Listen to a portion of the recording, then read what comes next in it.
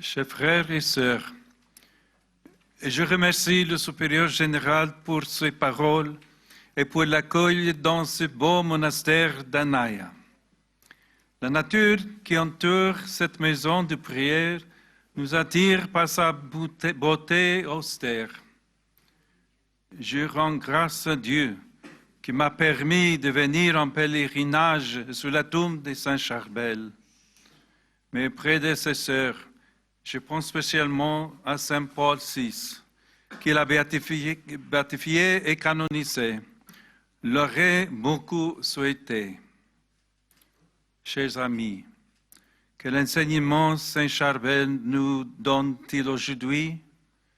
Quel est l'héritage de cet homme qui n'a rien écrit, qui a vécu caché en silencieux, mais dont la renommée s'est répandue dans le monde entier?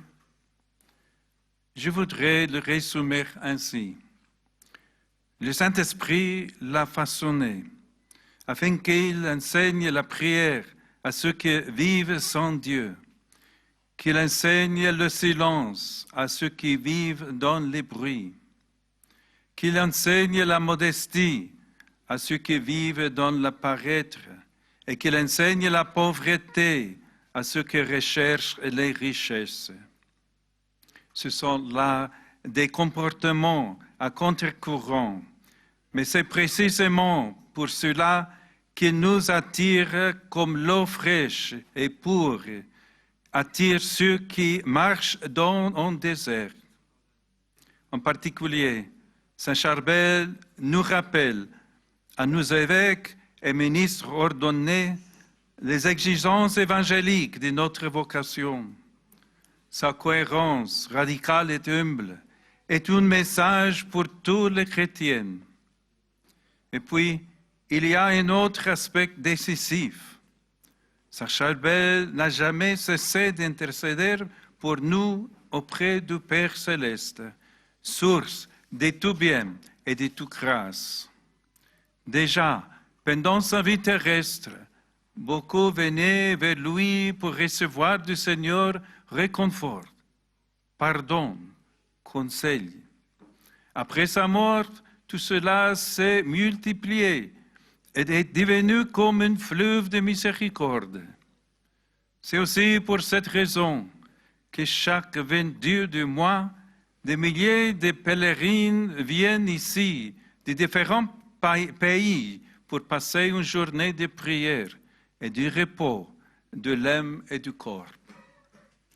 Frères et sœurs, nous voulons aujourd'hui confier à l'intercession de Saint Charbel les besoins de l'Église, du Liban et du monde. Pour l'Église, nous demandons la communion, l'unité. En partant des familles, petites églises domestiques, puis dans les communautés paroissiales et diocésaines, jusqu'à l'Église universelle. Communion, unité. Et pour le monde, nous demandons la paix. Nous l'implorons tout particulièrement pour le Liban et pour tout le Levant.